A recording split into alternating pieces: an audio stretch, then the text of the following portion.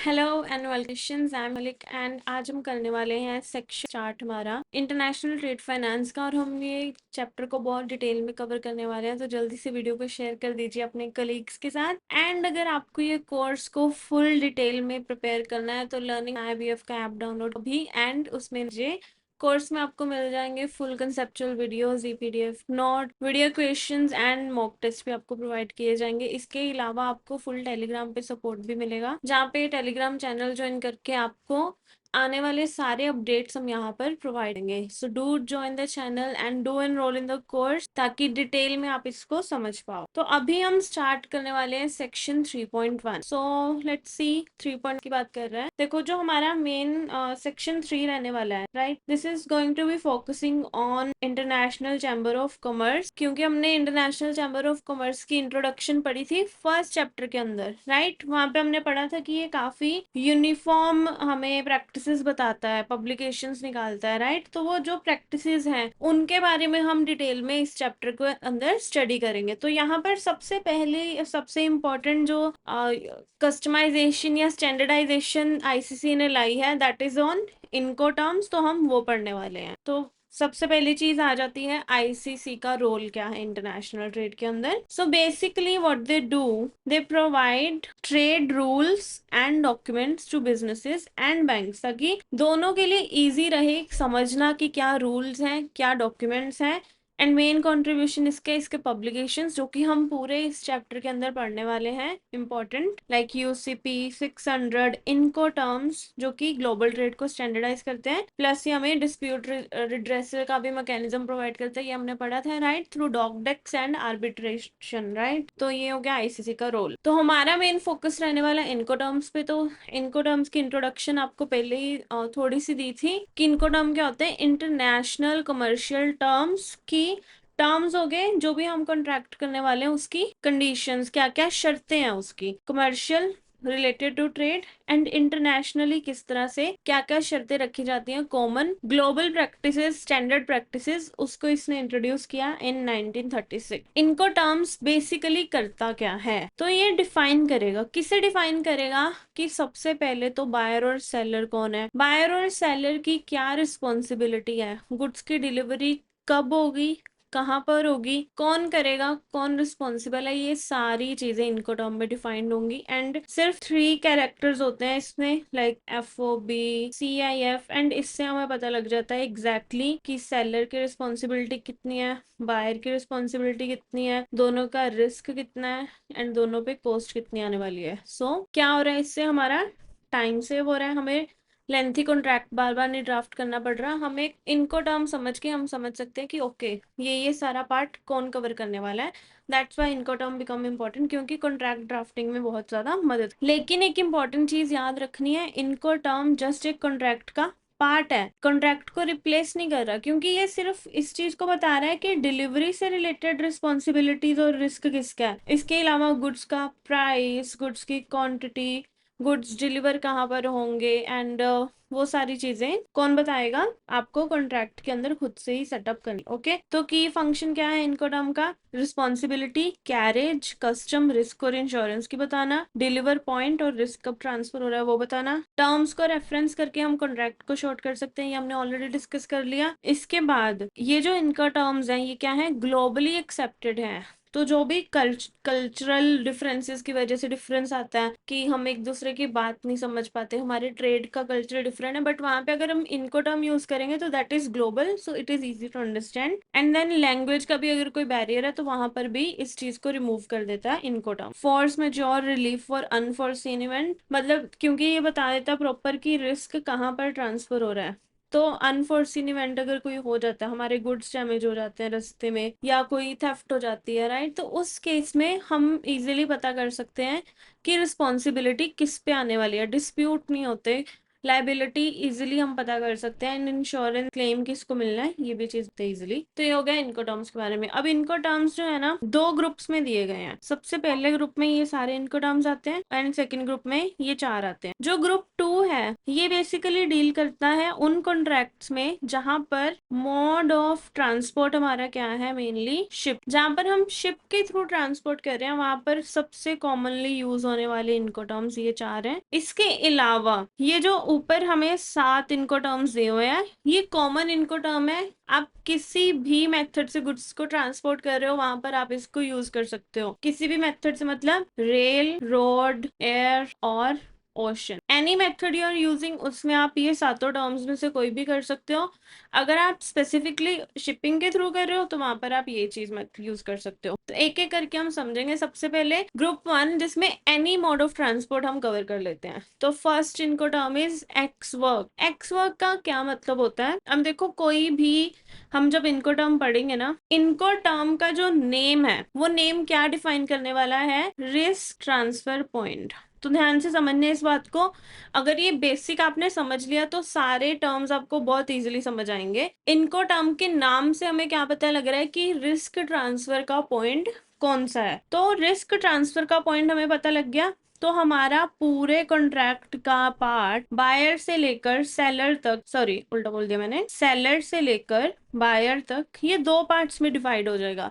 और ये division point कौन सा है, ये डिवीजन पॉइंट हमें बताता है इनको टर्म। इतना क्लियर है। डिवीजन पॉइंट पे आके रिस्क किसका है, रिस्क है यहाँ पर बायर का इस एरिया में, और इस एरिया में रिस्क किसका है, इस एरिया में हमारा रिस्क है सेलर का। Got it. रिस्क इससे पहले सेलर का है, इसके बाद बायर का है। Same with the cost. Cost कोई भी हो जाए, कौन सी कॉस्ट होती है, मेनली लोडिंग अनलोडिंग की, स्टोरेज की, ट्रांसपोर्ट की, कस्टम, इंश्योरेंस, ये सारी कॉस्ट ये भी डिवाइड हो जाती है। इस पॉइंट से पहले सारी कॉस्ट किसकी रहेगी, सेलर की। इसके बाद सारी कॉस्ट रहेगी बायर की। अगर गुड्स को कुछ भी नुकसान हो जाता है इस पॉइंट से पहले तो नुकसान कौन बेयर करेगा, सेलर। और इस पॉइंट के बाद का नुकसान कौन बेयर करेगा, बायर बेयर करेगा। आई होप इतना आपको क्लियर हो गया कि इनको टर्म डिफाइन क्या करने वाला है। अब हम समझेंगे इनके नाम और वहां से समझेंगे किस तरह से डिवाइड हो रहा है। तो गुड्स की सेल शुरू होती है सेलर की फैक्ट्री से। ये किसकी फैक्ट्री है, सेलर की। और हमने गुड्स पहुंचाने हैं बायर। ओके, फैक्ट्री कह लो, वर्क्स कह लो, जो भी है। अब हमने बोल दिया एक्स वर्क्स। एक्स वर्क्स का क्या मतलब हो गया कि सेलर की फैक्ट्री में गुड्स को पैक करके अवेलेबल कराना सेलर की रिस्पॉन्सिबिलिटी है।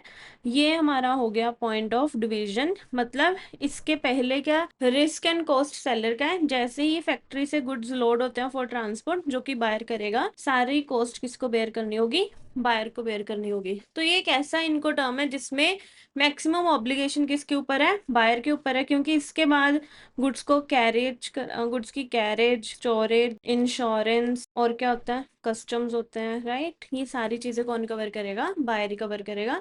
सेलर ने क्या बोला, मैं अपनी फैक्ट्री में गुड्स आपको पैक करके फॉर ट्रांसपोर्ट रेडी करके दे दूंगा। तो सारी कॉस्ट कौन हैंडल कर रहा है, बायर कर रहा है। सेलर ने जस्ट क्या किया, गुड्स अवेलेबल कर दिए, डन हो गया इतना। एग्जाम्पल आप पढ़ सकते हो कि मुंबई का सेलर है, उसने अपने वेयर हाउस में गुड्स दे दिया, बायर ने पैसे पे करके ट्रक अरेंज करा, इंश्योरेंस अरेंज करी, एक्सपोर्ट क्लियरेंस करवाई। गॉट इट, डन इतना। नेक्स्ट आ जाता है free at a carrier on a named place. अब इसको ध्यान से देखते हैं ये कैसे। ये है सेलर की फैक्ट्री, ये है बायर की फैक्ट्री, राइट। अब हमने क्या करना है, सेलर ने अपनी फैक्ट्री से गुड्स क्लियर करवाने हैं। क्लियर करवाने के बाद उसने उसको पोर्ट पर लेकर जाना है। पोर्ट आ गया यहाँ पे। पोर्ट पे गुड्स की ड्यूटी पे करनी है, क्लियरेंस देनी है, सारी कस्टम ड्यूटी पे करनी है एक्सपोर्ट के लिए। उसके बाद शिप के पास गुड्स पहुंचने से पहले क्या होता है, वहां पे आप गुड्स को अनलोड कर देते हो एट द कैरियर। उसके बाद शिप पर लोड किए जाते हैं गुड्स। आपने क्या करना है, आपने गुड्स को यहाँ तक ट्रांसपोर्ट करना है, आपने कस्टम वगैरह पे करके शिप के पास गुड्स को अवेलेबल करवा लेना है। मतलब हमारा डिवीजन पॉइंट क्या हो गया, जैसे ही गुड्स को क्लियर करके हमने कैरियर के पास अवेलेबल करवा दिया, रिस्क और कॉस्ट क्या होगी, बायर को ट्रांसफर होगी। इस पॉइंट से पहले की सारी कॉस्ट सेलर की है। इसके बाद गुड्स को शिप पे लोड करने की कॉस्ट, ओशन फ्रेट जो है, और इसके अलावा जो इंश्योरेंस है रास्ते का, अपने कंट्री में गुड्स आने के बाद कस्टम से क्लियर करवाना, अपनी फैक्ट्री तक ट्रांसपोर्ट करना, ये सारी कॉस्ट कौन बेयर करेगा? बायर बेयर करेगा, और इससे पहले की सेलर बेयर करने वाला है। तो हम इसको रीड करते हैं। Seller deliver and loads goods to the carrier. Carrier means, यहाँ पे मैंने शिप की एग्जांपल ली है, बट आपका अगर आप रोड के थ्रू कर रहे हो तो वहां पे भी जो भी आपके पोर्ट है वहां पे आप अपना ट्रक के पास गुड्स पहुंचा दोगे, एंड उस वहां पे आपका रिस्क क्या हो जाएगा? ट्रांसफर हो जाएगा। अगर आप रेल के थ्रू कर रहे हो तो सेम, आपने उस पोर्ट से गुड्स क्लियर करवा के वहां पे अवेलेबल करवा देना है। लोडिंग का काम भी आपका नहीं है, लोडिंग भी कौन करेगा? बायर खुद बेयर करेगा। So this is your free at carrier, free carrier. Seller clear goods for export, buyer bear cost and risk once goods are handed to the carrier. हमने वो शिपिंग कंपनी को बस goods पहुंचा देने। Now next we have carriage paid to. Carriage paid to जो है ये career से एक स्टेप आगे जाता है। कैरियर तक का आपको ऊपर समझ आ गया कि पहले सेलर ने क्या किया? कैरियर को गुड्स पकड़ा के रिस्पॉन्सिबिलिटी ट्रांसफर कर दी। कैरियर का भी खर्चा बायर ही उठा रहा था, लेकिन कैरेज पेड टू में क्या आ गया? जो भी ट्रांसपोर्ट कंपनी है उसके पास गुड्स पहले तो ट्रांसपोर्ट करवाए, उसके पास अवेलेबल कराए, प्लस जो फ्रेट है वो भी किसने किया? सेलर ने पे करके गुड्स अवेलेबल कराए। मतलब गुड्स का फ्रेट पे कर दिया, लेकिन ट्रांसपोर्ट की इंश्योरेंस, ट्रांजिट इंश्योरेंस, उसके बाद इंपोर्ट कस्टम, ये सारी ड्यूटी किसके? अभी भी बायर की है। Okay, so this is your CPT term. यहाँ पर सेलर ने ट्रांसपोर्ट का खर्चा भी खुद पे करना है। Risk transfer to buyer when goods are handed to first carrier. मतलब रिस्क अभी भी तभी ट्रांसफर हो रहा है जब गुड्स उसको ट्रांसफर हो गए हैं, लेकिन बायर को क्या करना है? सिर्फ अरेंज करनी है इंश्योरेंस। कैरेज पे कौन करेगा? सेलर पे करेगा। Then we have CIP. CIP क्या है? यहाँ पर कैरेज, पहले सीपीटी में क्या आ रहा था? कैरेज पेड टू में वो कैरेज पे कर रहा था, बट सीआईपी में वो क्या कर रहा है? कैरेज पे करने के साथ साथ ट्रांजिट इंश्योरेंस भी सेलर ही पे कर रहा है। बाकी सारी कंडीशन सेम है। रिस्क कब ट्रांसफर हो रहा है? रिस्क कभी भी ट्रांसफर तभी हो रहा है जैसे ही गुड्स हैंड ओवर हो जाते हैं कैरियर को। ओके, रिस्क ट्रांसफर हो गया, बट कॉस्ट अभी भी थोड़ी सी एक्स्ट्रा आ रही है सेलर के ऊपर। Got it? Then we have DPU. DPU deliver at place unloaded. मतलब सबसे पहले सेलर ने गुड्स को पोर्ट तक पहुंचाया, पोर्ट पे पहुंचा के कैरियर को हैंड ओवर किए, फिर कैरियर को हैंड ओवर करके लोडिंग का खर्चा भी उसने उठाया, कैरेज भी उसने पे किया, इंश्योरेंस भी उसने पे करी, प्लस गुड्स को डिलीवर करवाया कहाँ पर? बायर की लोकेशन पे। बायर ने जो भी लोकेशन बोली वहां पर गुड्स को अनलोड करवा के दिया। मतलब बायर के पोर्ट पे जाके गुड्स को अनलोड करवाया, उसके बाद क्लियर करवाने का खर्चा किसका हुआ? बायर का हो गया, उससे पहले का सेलर का खर्चा है। ठीक है, ये लिखा है seller delivers unload at a named destination. अब ये डेस्टिनेशन कोई भी हो सकती है, मिडल ऑफ द जर्नी भी हो सकती है, एग्जैक्टली सेलर की बायर की कंट्री में भी जाके हो सकती है। Seller bear all risk and cost until unloading. Unload होने तक भी अगर गुड्स को कोई डैमेज हो जाता है उसकी रिस्पॉन्सिबिलिटी सेलर की ही है। ओके, बायर सिर्फ कस्टम हैंडल करेगा और अपनी कंट्री में ट्रांसपोर्ट करवाना हैंडल। Got it? इसके अगर आपको एग्जाम्पल चाहिए तो मैं एक छोटी सी एग्जाम्पल दे देती हूँ, एक बार ही रिवाइज हो जाएगा आपको यहाँ तक। देखो, सबसे पहले हमने क्या किया? ये सेलर की फैक्ट्री है। अगर रिस्क ट्रांसफर हो रहा है सेलर की फैक्ट्री में गुड्स अवेलेबल करा के, तो ये कौन सी टर्म थी हमारी? ये हमारी थी EXW, एक्स वर्क। सेलर की रिस्पॉन्सिबिलिटी यहीं पे खत्म है। दूसरे नंबर पर आया था जहाँ पे सेलर ने थोड़ी सी और रिस्पॉन्सिबिलिटी ली। सेलर ने बोला FCA, यहाँ पे होता है EXW, फिर इससे अगले स्टेप पे आता है FCA, मतलब सेलर पोर्ट पर जाकर गुड्स को क्लियर करवा देगा एंड कैरियर को गुड्स अवेलेबल करवा देगा। राइट, यहाँ पर रिस्क ट्रांसफर होता है तो वो होता है FCA, फ्री कैरियर। देन अगर सेलर कैरियर को पे भी कर रहा है, पे द कैरियर, राइट, तो ये हमारी कौन सी बन जाती है? कैरेज पेड टू, इनको टर्म बन जाती है। मतलब ट्रांसपोर्ट का खर्चा भी सेलर ने उठाया। अगर सेलर कैरियर को पे करने के साथ साथ इंश्योरेंस भी बेयर करता है, तो वो हमारी कौन सी टर्म बन जाती है? वो हमारी बन जाती है CIP, carriage and insurance paid term. Okay, इसके बाद अगर सेलर बायर की किसी पर्टिकुलर डेस्टिनेशन पर जाकर पोर्ट पे गुड्स को कैरियर से अनलोड भी करवा रहा है, अनलोड का भी खर्चा ले रहा है, तो ये हो जाती है हमारी DPU, राइट। मतलब deliver at a place and unload also. Okay, इसके बाद अगर वो क्या कर रहा है? Deliver at a deliver at place, यहाँ पे उन्होंने बोला डिलीवर एट प्लेस अनलोडेड, मतलब सिर्फ अनलोड करना आपके, लेकिन उसने यहाँ पे बोल दिया डिलीवर एट प्लेस मतलब सारी चीजें ही आप करो, पोर्ट पे जाके अनलोड भी करवाओ, प्लस यहाँ पे इम्पोर्ट की जो भी कस्टम फॉर्मेलिटी है वो भी सेलर ही बेयर करेगा। तो ये हमारी कौन सी टर्म बन जाती है इधर आके, DAP, deliver at place, got it. And अगर इससे भी आगे सेलर की बायर की फैक्ट्री तक ही सेलर गुड्स पहुंचा रहा है, मतलब पोर्ट पे कस्टम ड्यूटी भी पे कर दी, उसके बाद ट्रांसपोर्ट का खर्चा उठा के उसके घर तक या उसकी फैक्ट्री तक अगर पहुंचा रहा है, बायर की फैक्ट्री तक पहुंचा रहा है, तो उसको कहते हैं डिलीवर ड्यूटी पेड, मतलब ड्यूटी भी वो सारी पे कर रहा है। सो देखो, डिलीवर एट प्लेस का मतलब हो गया seller deliver ready for unloading at a named place, unloading cost and okay. थोड़ा सा यहाँ पे हमने उल्टा पढ़ लिया, जो ये वाला स्टेप है DPU, यहाँ पे वो गुड्स को डेस्टिनेशन पे पहुंचा के अनलोड कर रहा है, बट अगर डेस्टिनेशन पे पहुंचाने तक की रिस्पॉन्सिबिलिटी लेता है तो उसको कहते हैं DAP। तो पहले DAP आएगा, फिर DPU आएगा, फिर उसके बाद अगर इससे आगे का भी सारा खर्चा उठाता है, वो कस्टम ड्यूटी पे करना प्लस ट्रांसपोर्ट का भी खर्चा पे करना, तो उसको हम बोलेंगे डिलीवर ड्यूटी पेड। तो आई होप आपको समझ आया कि कैसे हर एक स्टेप पे सेलर की रिस्पॉन्सिबिलिटी बढ़ रही है और हम उसके साथ साथ अपनी टर्म को चेंज कर रहे हैं। एक्स फैक्ट्री, फिर उस एक्स वर्क्स, फिर उसके बाद हमने देखा फ्री एट कैरियर, फिर उसके बाद हमने देखा कैरेज पेड टू, फिर हमने देखा नेक्स्ट कौन सा है, CIP carriage and insurance paid to, फिर उसके बाद आया हमारे पास deliver at place, and next है deliver at place unloaded, DAP and DPU, और अगर ड्यूटी भी पे कर रहा है तो डिलीवर्ड ड्यूटी पेड। तो ये स्टेप बाय स्टेप चल रहे हैं सारे, वो ध्यान से। तो ये फ्लो चार्ट की मदद से आप इजीली इस चीज को समझ सकते हो। अगर आप चाहो तो आप इसको नोट कर सकते हो ताकि आपको एक फ्लो बन जाए और नेम याद रखने आपको आसान हो जाएंगे। And one thing you need to remember, आपके जो भी टर्म है वहां पर आके आपका क्या हो जाएगा, डिवीजन हो जाए, उससे पहले के खर्चे और रिस्क सेलर का, उसके बाद के खर्चे और रिस्क बायर का। तो अगर आपको सेलर का खर्चा और रिस्क समझ आ गया तो बाकी का जो भी बचा वो किसका है, बायर का है। तो एक चीज याद रखेंगे, बायर का अपने आप बन जाए, राइट। तो ये आपको समझ आ गया होगा I hope. Group 1 which was about any mode of transfer, चाहे आप शिप यूज कर रहे हो, एयर, रोड और railway, anything you are using, वहां पे आपकी ये टर्म्स यूज हो जाएंगी।